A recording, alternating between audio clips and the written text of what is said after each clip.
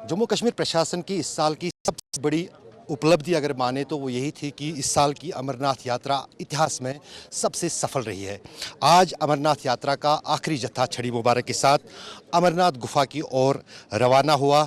जम्मू कश्मीर के उपराज्यपाल मनोज सिन्हा जी ने ये कहा था कि वो इस यात्रा को सुरक्षित बनाएंगे।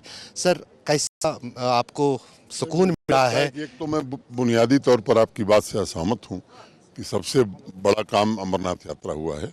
अनेक बड़े काम हुए। अमरनाथ जी की यात्रा देश भर से लोग आते हैं।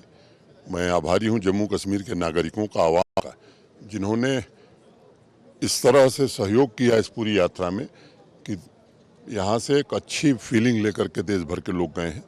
और इसका परिणाम ये होगा कि जो 4.5 लाख से ज़्यादा लोग दर्शन करके गए हैं, अपने अपने इलाके में जा कर के वहाँ 150 लोगों को बताएंगे कि जम्मू कश्मीर के बारे में जो आपने सुना है वो उचित नहीं, वहाँ जाइए, खूबसूरती भी है और वहाँ के लोगों की मेहमान नवाजी जो है वो भी अविस्मरणीय है। तो टूरिज़्म हमारा और बढ़ेगा। अनेक ऐसे काम हुए हैं। 34 साल बाद मुहर्रम का जुलूस 8वें दिन और 10वें दिन निकला है। मैं समझता हूँ कि एक समाज का बड़ा वर्ग जो वंचित था अपने धार्मिक आयोजन से, उसको भी इस साल हम लोगों ने जमीन पर उतारने में लोगों के सहयोग से सफलता मिली है।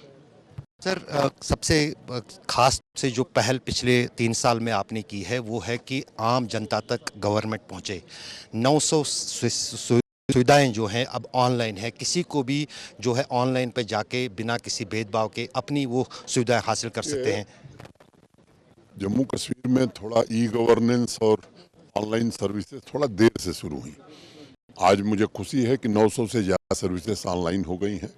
और पब्लिक सर्विस गारंटी एक्ट की जो सर्विसेज हैं उनको हमने ऑटो एस्केलेशन मोड में कर दिया है।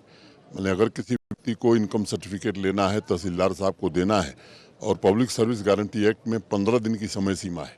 अगर 15 दिन में उस नागरिक को नहीं मिला तो ऑटोमेटिकली एस्केलेट करके वो ऊंचे अधिकारी के पास चला जाएगा।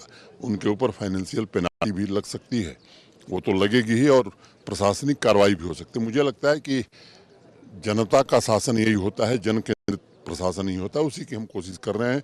और जम्मू कश्मीर के आवाम की भी यही अपेक्षा है कि ट्रांसपेरेंसी के साथ, बिना किसी जलालत के सुविधाएं लोगों को मिले, उसी दिशा में हम कोशिश कर रहे हैं। जम्मू कश्मीर के उपराज्यपाल मनोज सिन्हा का साफ कहना है कि 3 साल में जो उन्होंने कार्य किया है, कहीं ना कहीं जम्मू कश्मीर की जो है सीरत और सूरत बदल गई है। और जो बार बार राजनीतिक दलों की तरफ से उन पर आरोप लगाए जा रहे हैं, उसके जवाब में उनका कहना है कि वो जम्मू कश्मीर से किसी न किसी दिन तो जाएंगे, लेकिन ऐसा कार्य करके जाएंगे ताकि इतिहास में जम्मू कश्मीर के उपराज्यपाल मनोज सिन्हा का नाम रहेगा। तारिक लोन के साथ अशरफ वानी, श्रीनगर आज तक।